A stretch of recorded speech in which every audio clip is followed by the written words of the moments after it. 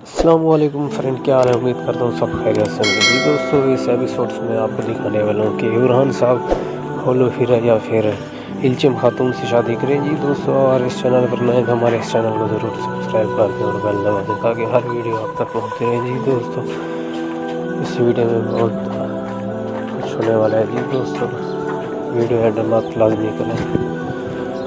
इल्चिम खातून बहुत ही शातिर खातून है। जी दोस्तों, नेक्स्ट एपिसोड में इल्चिम खातून के हाथों होलो फिरा की मौत होने वाली है। जी दोस्तों, आपसे रिक्वेस्ट है कि ये वीडियो एंड तक लाजमी देखें, बहुत मज़ा आने वाला है। जी दोस्तों, बुरहान साहब की जल्द शादी हो जाएगी। नेक्स्ट वीडियो में बुरहान साहब होलो फिरा को किडनैप कर लेते हैं और जंगल में ले जाते हैं। जी दोस्तों, अचानक मंगोलों का हमला हो जाता है। जी दोस्तों, पीछे से महमद साहब भी पहुंच जाते हैं। जी दोस्तों, बहुत मज़े का सीन है, ये देखने का सीन है। जी दोस्तों, ज़रूर देखें।